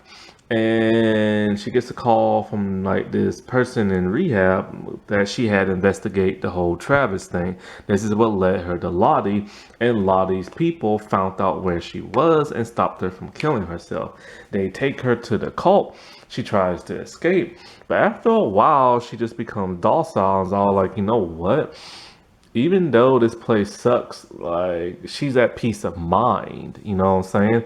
Like all the bad stuff that happened before, she can finally relax. But also she's trying to find out what Lottie did and if Lottie actually killed Travis.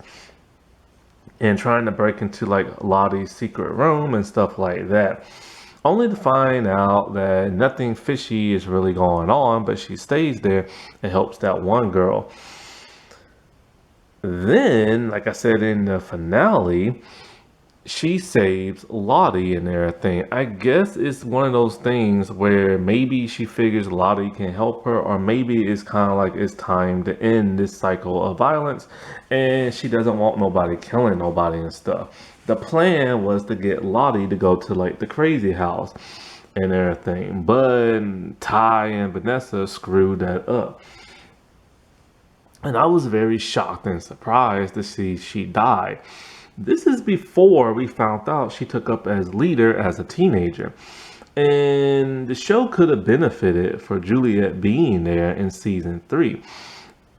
It must have been like a really, really bad like fallout because she never showed up in the show again, not even as a hallucination.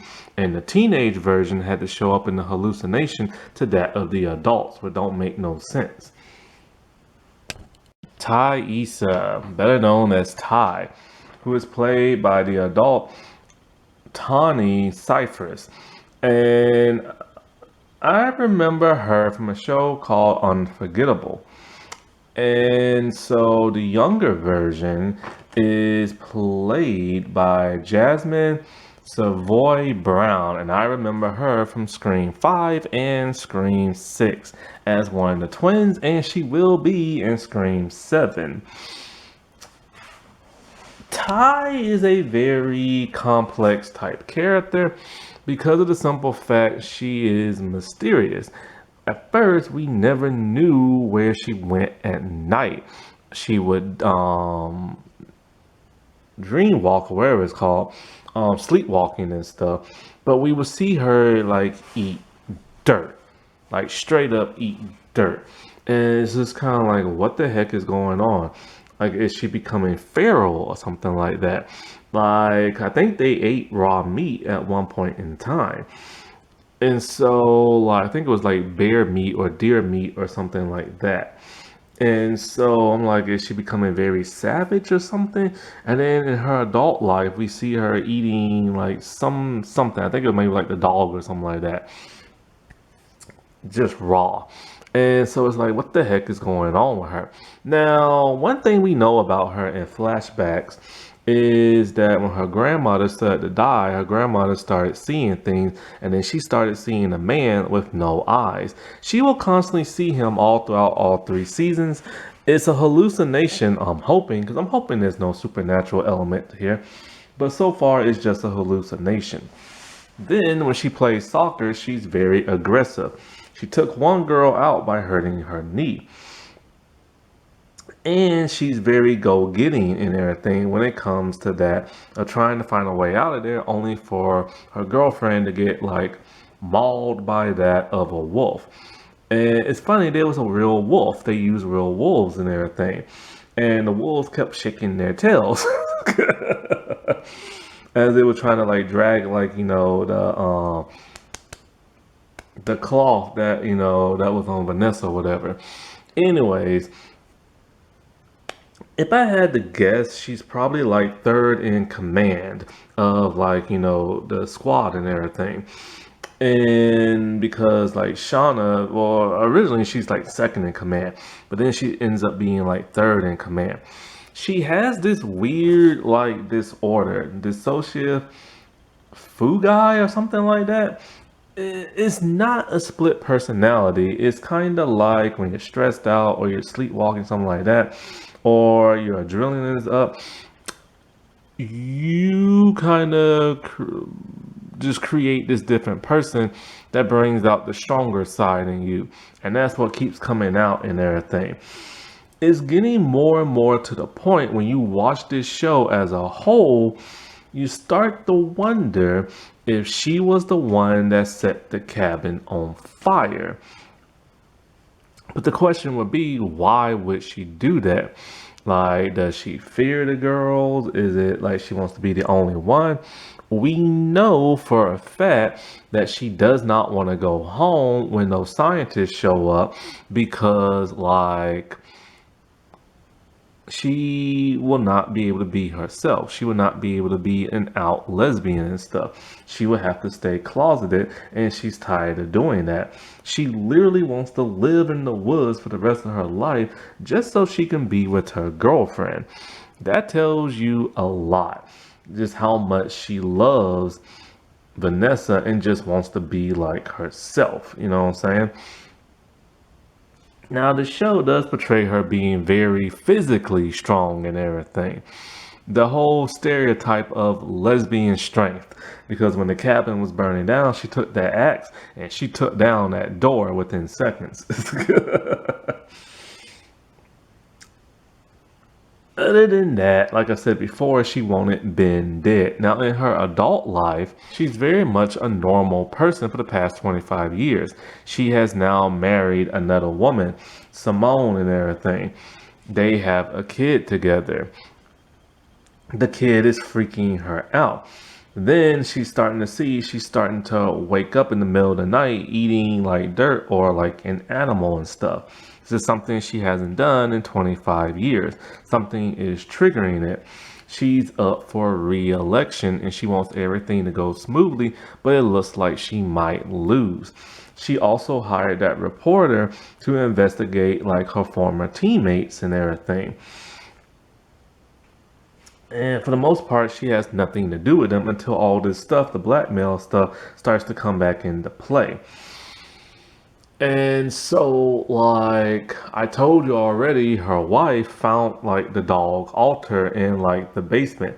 She had no idea she even did that because she doesn't remember what her little split personality person does and everything. This causes problems, especially with that of her wife, and eventually she tells her wife, you don't have to leave me. I'm too dangerous for you and my son to be around.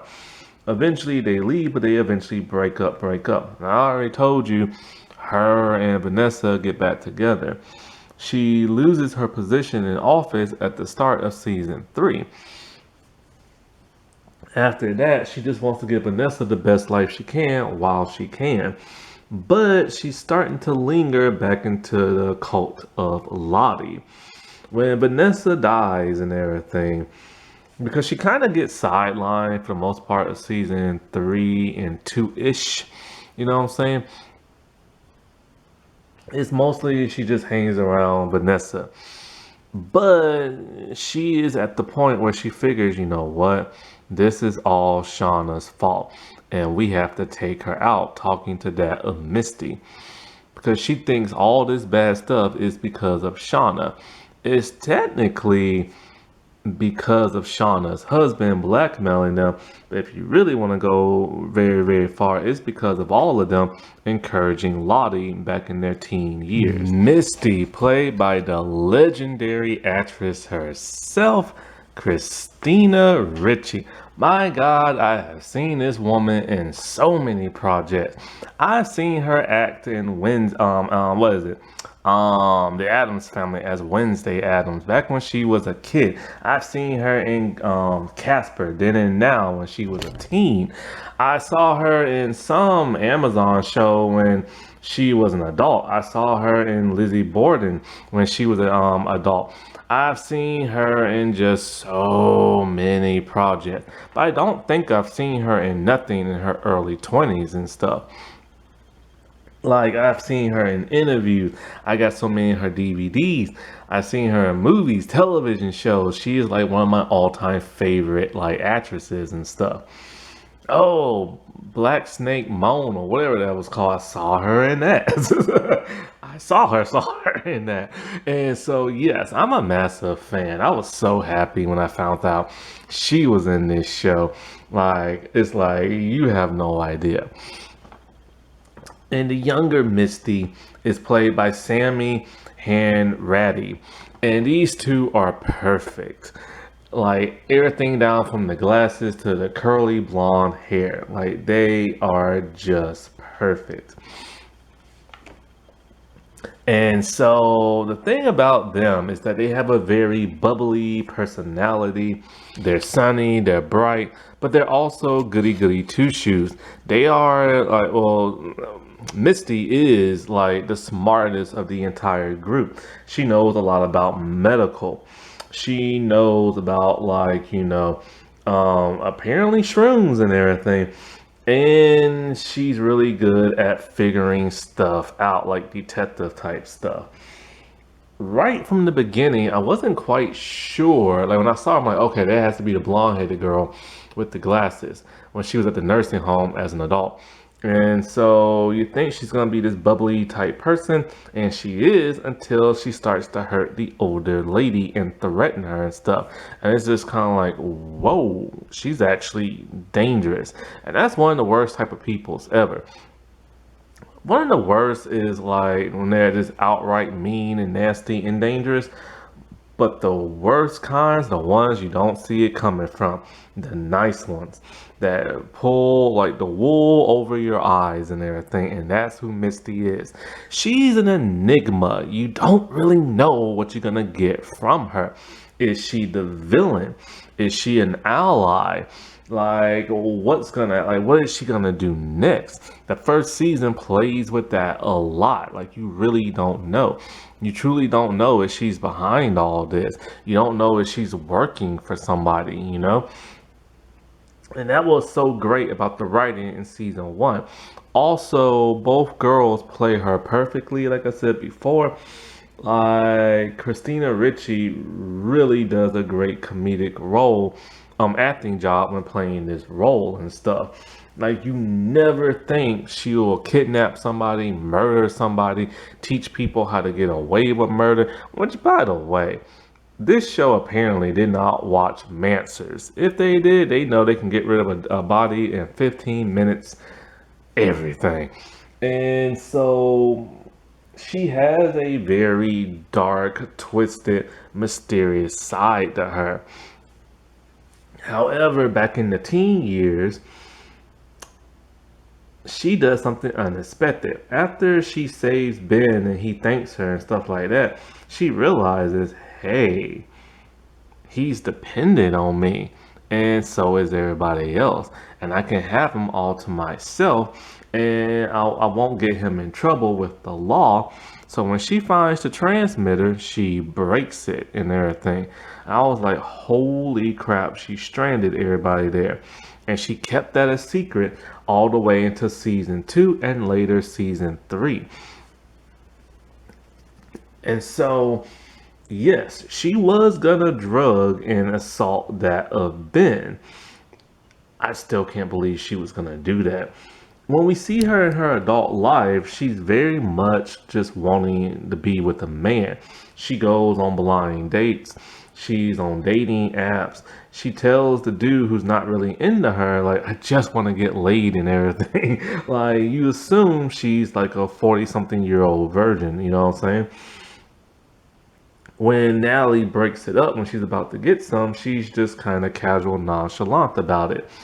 And like I said before, she's helping Natalie find out who's blackmailing them and who killed Travis and stuff. At the end of season one, we see she's with the cult of Lottie along with that of Vanessa. We assume it's just going to be them, but then it's the entire group by season two. By season two, like I told you before, the whole Crystal thing. She confessed and she accidentally scared the crap out of her when Crystal or Kristen killed herself and stuff by mistake. When it comes time to like deliver that of Shauna's baby, at first she thinks she can't do it, but then she realized, all right, she has to do it. But the baby died and everything. She seems to be okay with eating people along with everybody else. By season three, was it season two or season three? I think it's season two. Yeah, because before Ben left, he was gonna off himself and jump off the cliff, but she convinced him not to. Basically, she told him, if you do, I'll lie and say you assaulted me and all this and that, and I'll just make your last memories when we get back like miserable and everything. And so he stops, and she saved him for the second time. It turns out she is still in love with him because after he died in season three, she kissed him passionately on the lips and everything. She never stopped. And so by season two in her like adult years, because she was a standout character, the writers gave her way too much comedic stuff to work with, and Christina kind of upped the ante in her acting as well, making it overly comedic and stuff. It was too much for season two, in my opinion. Thankfully, by season three, they toned it down. No longer also is she really trying to date nobody. Like Walter would be the perfect match for her, but she constantly keeps insulting him and everything. She doesn't like it when people insult her. She feels she's very helpful and people just don't appreciate her. By season three, she is devastated with the whole Natalie dying thing because it was by her hand. She has a drinking problem because of that. And she wears that of Natalie's leather jacket, which looks really good on her, by the way. And the thing about that is that she starts to call Natalie her best friend, but nobody knows why. Most people assume it's because Natalie's really the only one who would give her the time of day to hang out with her and everything. But Natalie only does it because she's using her. But it doesn't really matter because Misty ends up using guys just for information and stuff. It also could be because Natalie found out about the transmitter and never ratted her out. At the end, like I said before, Ty convinces her that they have to kill Shauna. But is Misty really going to do that? One thing we know about Misty is she will protect her teammates no matter what and everything, even if it means taking a life. And because she's so unpredictable, we have no idea what she's really gonna do. Even though she is technically a bad and flawed character, you cannot help but to like her because of the two actresses' portrayal of her. Shauna, played by that of Mulaney Linsky as an adult. She's a New Zealand actress who puts on an American accent for almost everything she's in. I've seen her in a couple of projects. The first one was Detroit Rock City. She had a small role. Then she was gonna be Willow in Buffy the Vampire Slayer. There's footage of her playing the character on YouTube. Apparently, it went down like this. It's the scene where Willow meets Buffy, talking about how her and Xander dated, and then he did something to like her doll or something like that. And she played it like she normally plays everything else, kind of like a sad kind of look on her face. But when Allison Hannigan did it, she did it with a smirk and a smile on her face. Apparently, I think she said she didn't take the show because she wanted another project. But what's his name? Josh Whedon paints a different picture. He just said that Allison delivered like really like every actress who read for that line did it in a sad way. Same with Mulaney and everything. But Allison was the only one who did it with a smile on her face in a humorous kind of way. So they felt she was better for the role. I've also seen her in, what is it, The Last of Us season 1. I like her as an actress. I think she's really good. She's very beautiful. I'm tired of people picking on her about her weight, especially Adrian Curry. I think that's her name is, that model lady. That lady pissed me off when she started making fun of Mulaney's like weight. I also saw her in Candy, where she always ends up playing like a sad, depressed character. Here is no different. Shauna, oops, okay. Shauna is like a very complex character. She starts off being the best friend of Jackie, only to find out she's jealous of Jackie and stole her boyfriend. Got pregnant by the dude. Jackie wants to do everything with her. She wants to go to college. She wants Shauna to go to college with her and stuff. Shauna feels like Jackie is trying to control her life. You know, Shauna's a soccer player, but Jackie is the captain. And so you can see this whole jealousy and stuff like that. Shauna has so many mental breakdowns from season 1 alone because of everything that she's in. She's hiding her pregnancy from everybody. Ty finds out and helps her hide it. But like eventually Ty tells Jackie because she knows that something's up with Shauna and Shauna's acting weird. Shauna is terrified because one, she's out in the wilderness and she's gonna have a baby, and how is she gonna do that? Two, there are wild animals that could eat her baby. Three, she had an affair with Jackie's boyfriend. He's the baby daddy, Jeff. So it's all this stuff happening, you know what I'm saying? And she can't really deal with it. She's also having a lot of hallucinations and a lot of nightmares.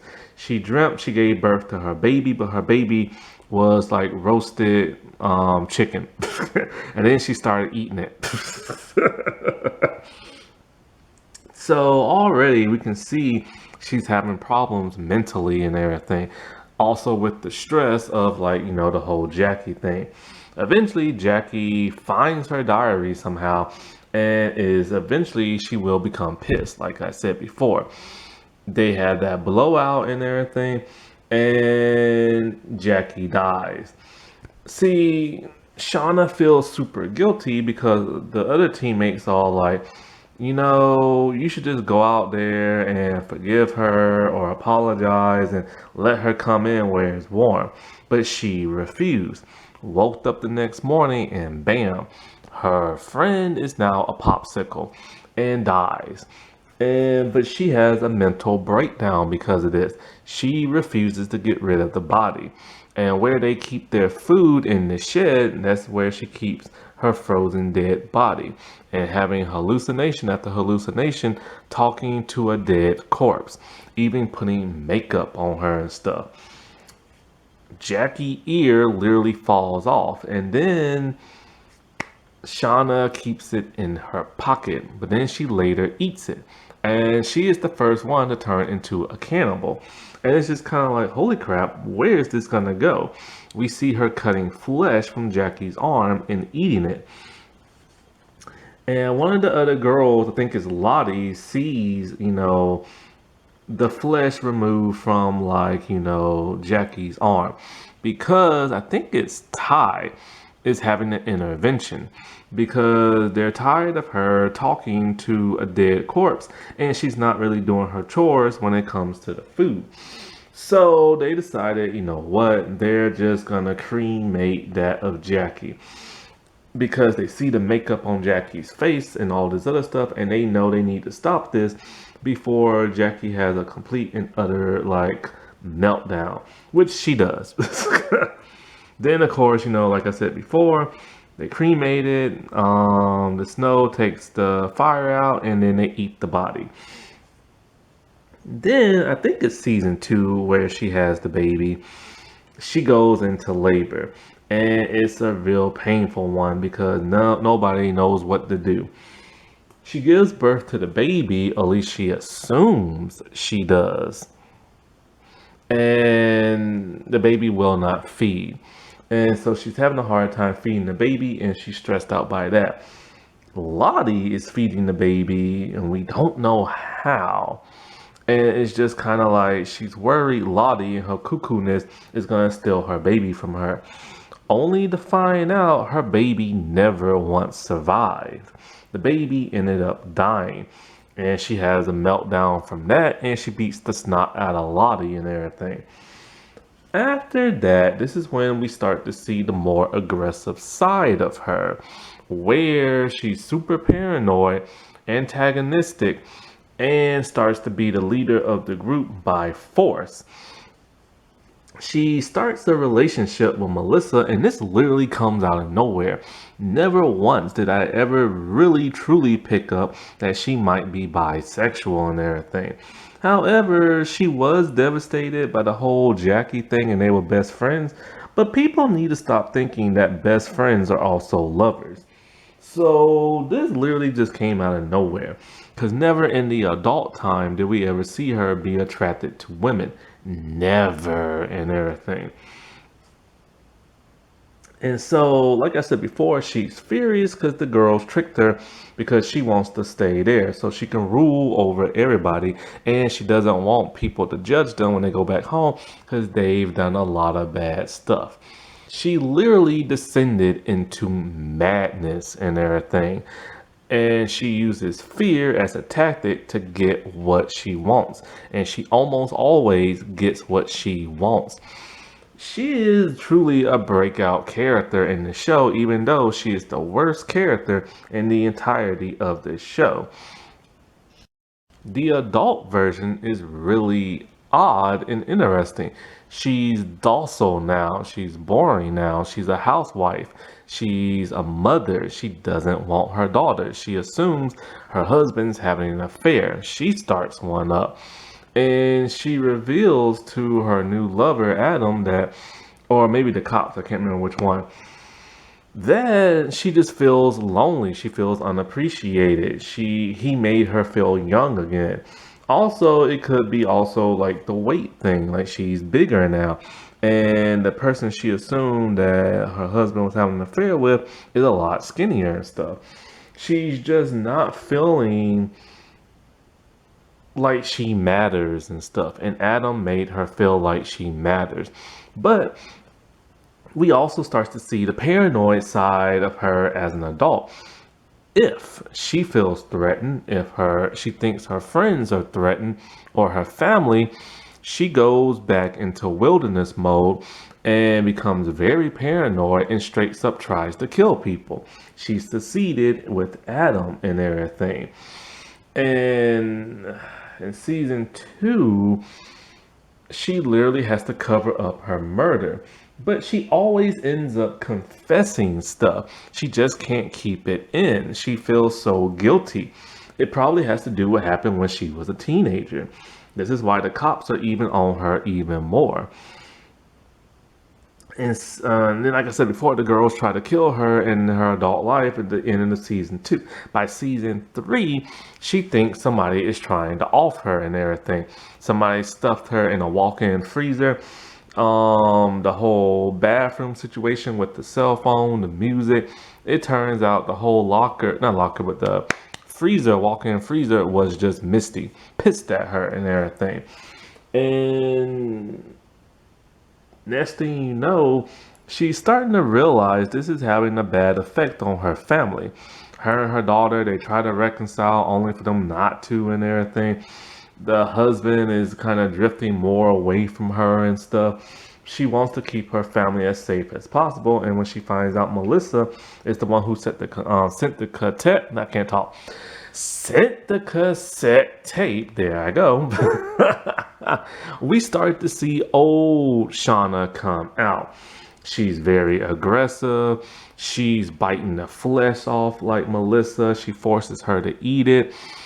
The problem here is that while I like Mulaney as an actress, she never looks intimidating. She's too sweet as sugar and everything.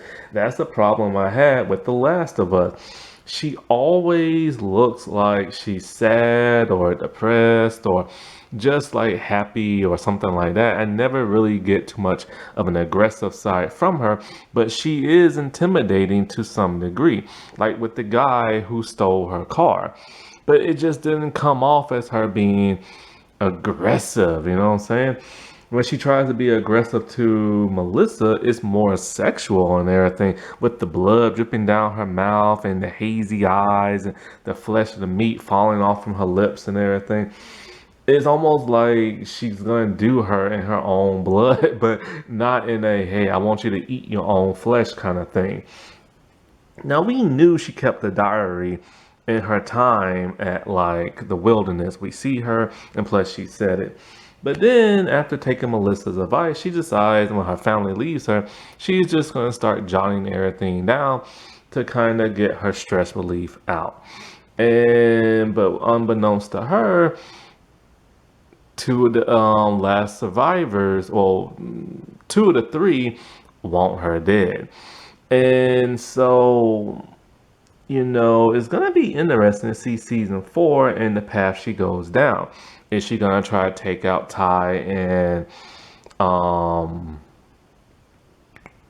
Misty? Like who knows? She's a horrible character. She's done some of the most horrible things. Because of Mulaney's performance, you do feel sorry for her in her adult life, especially with that of her husband. But then you don't because she literally has an affair. She literally hates her daughter. And when you find out all this horrible stuff she did in the past, it's kind of hard to forgive her and everything. It's kind of hard to have sympathy for her. She's purely just evil, but something happened between that 25 years that made her blah. You know what I'm saying? She's just blah. She's docile. She has no energy in her. And she married Jeff of all things, you know what I'm saying? And she kind of doesn't even want to be with him no more. She even goes to visit like Jackie's family every year, but then she finally confessed, hey, you know what? Like, I stole Jeff from her and everything. I got pregnant, and oh, I think she even tells her, I don't know if she tells her she ate her or not. I don't know. But, yeah. It's just, I really want to know what happened to her in season four that caused her to be all like, you know what? I'm just gonna live a quiet life now and everything. Like, what happened? What happened with all that guilt? I want to see it in season four. Teenage version of Shauna is played by Sophie Nalese or Nalese. She does a great job, man. Like, she's very intimidating. She's an Australian actress, I believe. So that's cool. You got one that's New Zealand and the other one that's an Aussie, because both their countries are next to each other, and sometimes they used to have conflict back in the day. So this video ended up being a little bit longer than I wanted. Sorry about that. I do think this is a very, very good, intriguing type show. The writers and creators do tend to mess it up, especially with season two. Season two is so hard to get through and everything, because it's just way too much humor. I think they did that because they know they was going down the cannibal route and everything, and they needed some type of humor for levity and stuff like that. I hope they, like I said before, season three got back on track. It wasn't perfect, but it got back on track to that of season one. Hopefully, season four writing will be just as strong, and they really need to start explaining things like how long can this show really truly go on? You know what I'm saying? Hopefully, it's just that 4 or 5 season mark they wanted, and they can go out with a bang. Happy Women's History Month, everybody. All right, well, I'll talk to you later. Bye.